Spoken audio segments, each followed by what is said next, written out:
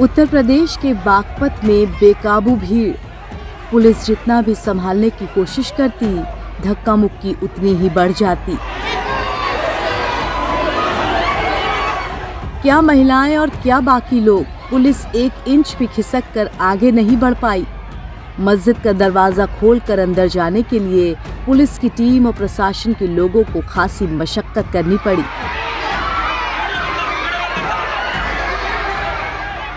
वहीं दूसरी तरफ एक बदहवास मौलाना, जिसे पुलिस और बाकी लोग संभालने की कोशिश कर रहे हैं, मगर बात ही कुछ ऐसी है जिसे सुनकर आपके पैरों तले जमीन खिसक जाएगी। बागपत जिले के एक गांव में मौलाना की पत्नी और उसकी 2 मासूम बेटियों की बेरहमी से हत्या कर दी गई। मौलाना मस्जिद के ऊपर बने मकान में रहता था।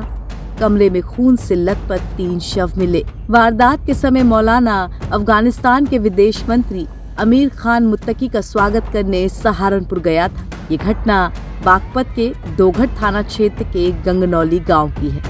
मस्जिद में नमाज पढ़ने गए लोगों ने शव देखकर पुलिस को सूचना दी, जिसके तुरंत बाद पुलिस एक्टिव हुई और डीआईजी मेरठ कलानिधि नैथानी भी मौके पर पहुंचे। मगर गुस्से और बदहवासी के चलते हालात ऐसे बन गए कि बेकाबू भीड़ पुलिस की गाड़ी पर ही टूट पड़ी।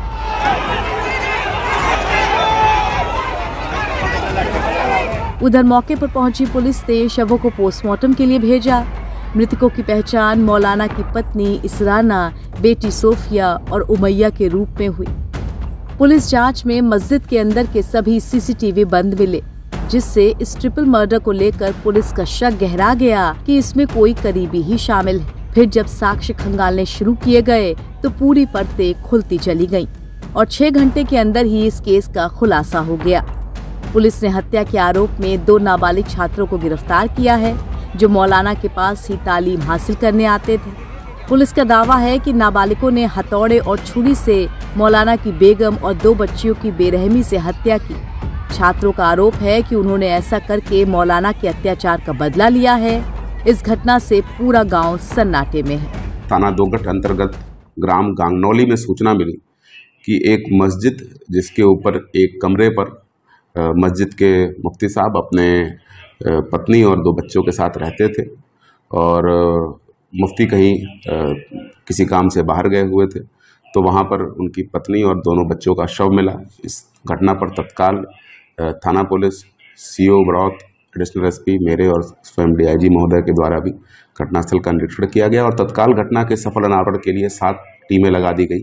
फील्ड यूनिट के द्वारा भी मौके से आवश्यक फिंगरप्रिंट्स और डीएनए साक्ष्य उठाए गए और लगातार जो 7 टीमें थी, उन्होंने बड़े कम अवधि के अंदर वीडियोस को देख के 2 संदिग्धों को चिन्हित किया और जिनसे जब पूछताछ की गई तो ज्ञात हुआ कि ये दोनों बच्चे जो बाल अपचारी हैं, ये उसी मस्जिद के नीचे मौलवी से तालीम हासिल करते थे और मौलवी इनकी अक्सर पिटाई कर देता था, जिसके कारण क्षुब्ध होकर इन्होंने इस घटना की योजना बनाई और ये घटना कारित की।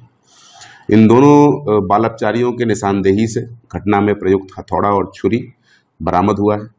जानकारी में ये आया कि कल यानी दिनांक 10 अक्टूबर को इनमें से एक बाल अपचारी के साथ मुफ्ती ने पिटाई की थी और जिसके कारण उसने अपने दूसरे साथी को साथ लेकर ये पूरी योजना बनाई और आज जब मुफ्ती किसी काम से बाहर गए हुए थे और उनका परिवार अपने कमरे में सो रहा था दोपहर 1 बजे के आसपास, तब इन्होंने इस घटना को अंजाम दिया और अंजाम देने के बाद वहाँ से वो फरार हो गए।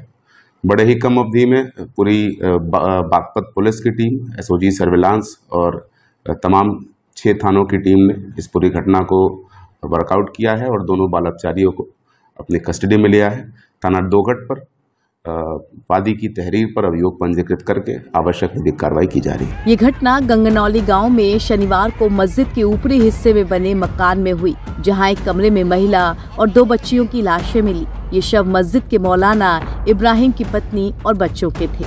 मौलाना यहाँ मदरसा भी चलाता था। शवों को देखकर साफ हुआ कि सिर पर भारी हथियार से वार किया गया है। तीनों शवों को देखकर साफ लग रहा था कि हत्या बेरहमी से पीट कर हुई है। फिलहाल पुलिस इस मामले का खुलासा कर चुकी है, मगर जिस तरह से ये घटना सामने आई है उससे अभी भी गांव वाले सदमे में हैं। नवभारत टाइम्स के लिए बागपत से सचिन त्यागी के साथ ब्यूरो रिपोर्ट।